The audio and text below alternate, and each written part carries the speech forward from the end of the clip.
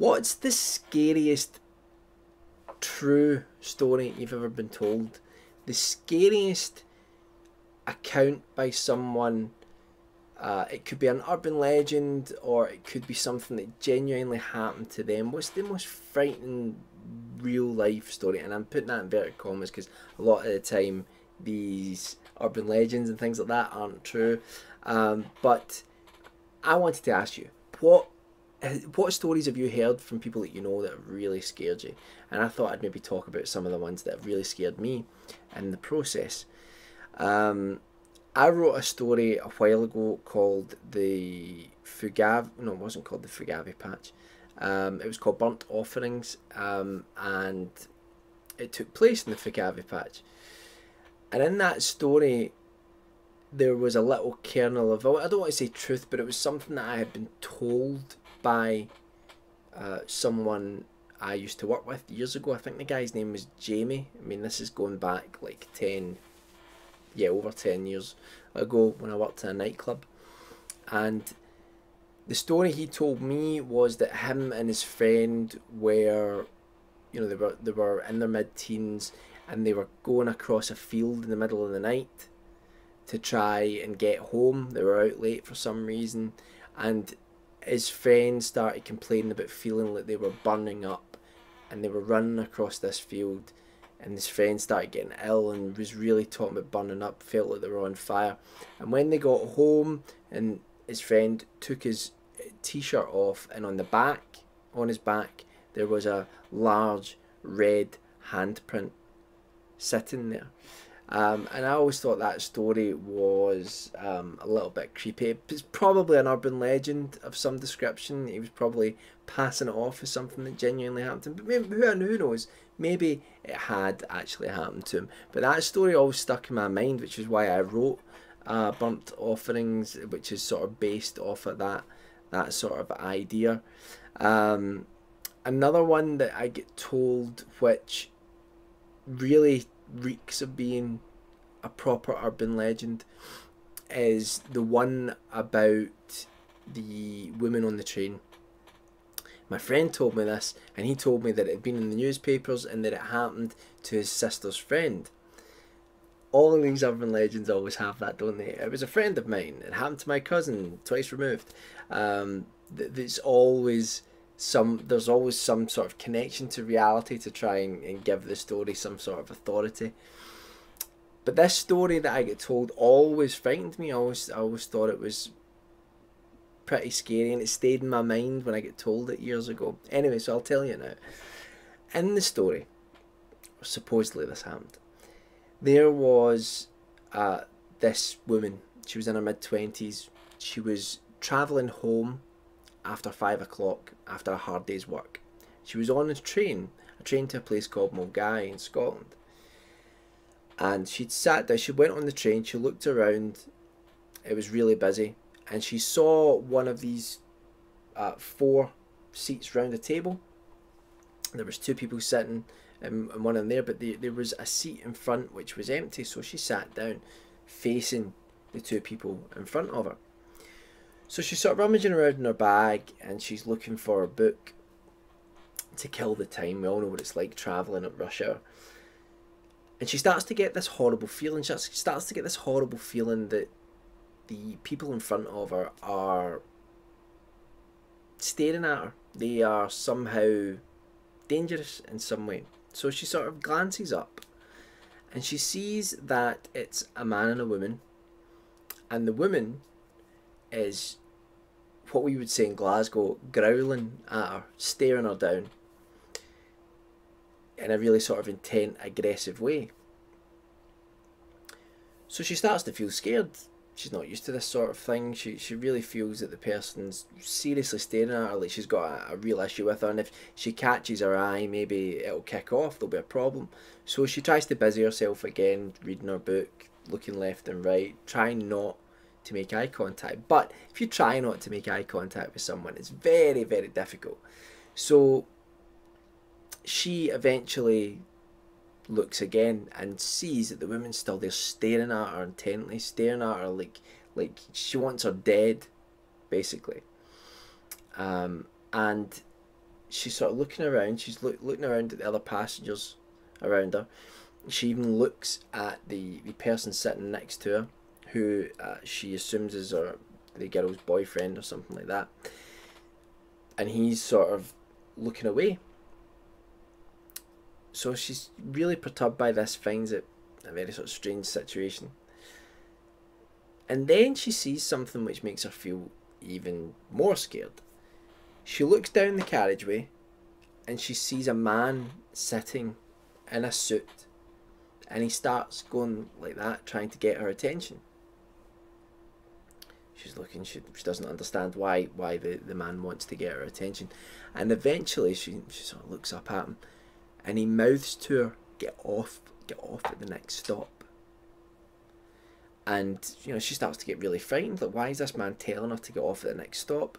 So she sits there and she feels again that this woman is growling at her, staring at her, that she's maybe going to start a fight or there's going to be some sort of problem. And all the while this guy's getting her attention down the carriageway and saying, get off at the next stop, get off at the next stop. Well, anyway, the next stop arrives and she finally jumps to her feet and runs down the carriageway, really frightened, and jumps off the train.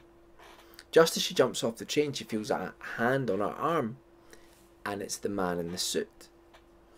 And he says to her, I'm really sorry, I didn't mean to frighten you, but did you not realise that the woman in front of you was dead? That's why she had the gaze, that's why she was staring at her. So, in the story that I get told anyway, supposedly what happened was the girl had died of a drug overdose, and the man sitting next to her was her boyfriend. She'd obviously shot up in the bathroom of the train. They'd came back, sat down, and the girl had died. And he was frightened perhaps of being caught with drugs on him, or maybe being involved in the death somehow. He had his hand on the back of her head, holding her hair so that her head wouldn't droop like that.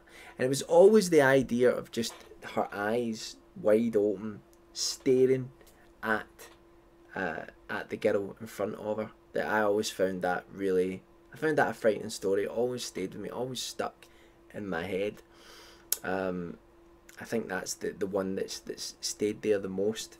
I've been told other ones, maybe ones that don't really frighten me. Like I did a story recently called A Knock at the Door, and that's, you know, with a couple of embellishments, pretty much what I get told from my family, that my gran was looking through letters during the Second World War, letters from her brother who had died on a ship called the Barham, and she was upset looking through his letters, and there was a knock at the door, and when she came back some of the letters were missing. Well, I embellished it slightly more than that, but that was the idea behind that story. I genuinely got told that from my family. I also got told one by my Aunt Jenny, who's sadly no longer with us, but she had a big impact on me in terms of storytelling. But some of my family lives in a place called Porthleven. In fact, I have an upcoming novella which is set there. It's a fantastic place down in Cornwall in the south of England.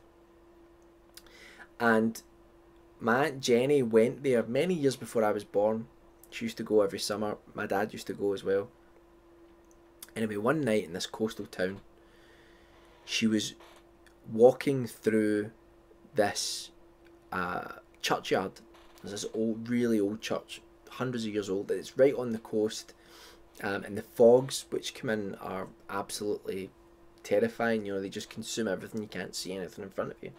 Anyway, she had my cousin with her, who was just a little girl at the time, and she had her by the hand, and they walked into this churchyard. The fogs came in, and my Aunt Jenny started to feel this oppressive feeling, as if she was surrounded by people. It felt as if there were loads of people standing around her in this churchyard, and she didn't want to say anything to my cousin, because my cousin was a little girl and she didn't want to frighten her, so she didn't say anything at all to her. But as they were standing there and my Aunt Jenny was feeling as if she was surrounded by all these people, the my cousin tugged on her dress and said, "Jenny, can you not hear them talking to you? They want to talk to you." So that always really scared me. I mean, nothing else happened in that story, but that always kind of scared me when I was told that as when I was younger, because how did she know? How did how did my cousin know that my Aunt Jenny was feeling as if they were surrounded by people when it hadn't been mentioned to her? So that was always a story that creeped me out quite a bit. And there are many more. There are loads of other little horror stories that people have told me. I mean, when I say horror stories, I'm saying it like they're made up. Maybe they're not made up. I don't know. Maybe they're exaggerations. Maybe they get twisted along the way. Or maybe they are genuinely real. Who knows? I mean, we listen to all these urban legends all the time. We read all about them. The ones that feature people waking up in a ice bath and they have a scar on their back and they've had a kidney removed. You know, we hear all these things, but maybe there's a kernel of truth. Maybe the story comes from somewhere originally. Maybe it has a basis in fact, and I think that's fascinating. Especially, I always remember getting told in school. I had classical studies, which involved bits of history, Roman, Greek history, and things like that. And I always remember the teacher there telling us a story about, there was an account. I can't remember exactly when it was. I should research this, but it was an ancient story anyway. And in the account it said that the king who was present there at a battle was struck down by the hand of God. And it was interesting to me because that story had sort of been perpetuated. But what was clearly actually being described was lightning. The knight, or the king rather, had been struck by lightning and killed. And obviously at that time they wouldn't know what that was, and they would see it as the hand of God. So maybe sometimes we misinterpret things because we don't totally understand them as of yet. Who knows?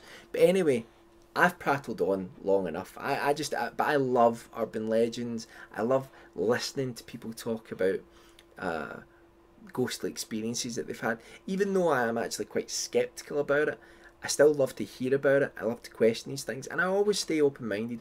Although I would need a good amount of evidence to really make a claim that I genuinely believed in these things. But I'm definitely open to them. Especially, I mean, anyone who's read my story Bedtime, that's almost a word for word account of something, of a memory that I have from when I was a kid. So who knows, these things might be out there, I don't know. But we must always have our critical faculties. We must always question. Anyway, so what stories have you heard that really creeped you out? It could be an urban legend, could be a story that someone has told you, or it could be something that's actually happened to you in real life. I am dying to hear some of your stories, and I'll be back soon. I might be back tomorrow with a narration. I've recorded it. It's an Algernon Blackwood story. I got this book for my birthday.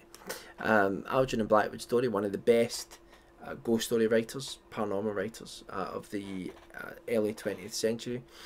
And I've done a narration of that, but it's doing the sound and all the soundscape and everything alongside it, the music and everything, because I've started doing the music myself rather than using other people's, so that makes the narration videos take way longer. I know Martin Yates on the channel is working on a narration, so maybe that'll be up soon.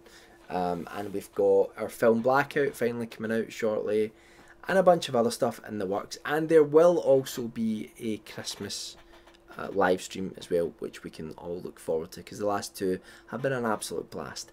Anyway, let me know, what horror stories, what terrible things have you heard that you think might be real, or urban legends or experiences? I am dying to know. Check out the Facebook page below, mailing list, all that good stuff, and I will be back soon in the next video. Bye for now. My voice is, my voice has just went, bye for now. I don't know why that happens. I talk too much. And I can't switch this video off either. Let's just continue talking, shall we? It's like my Ghostbusters poster. Yeah, it's awesome.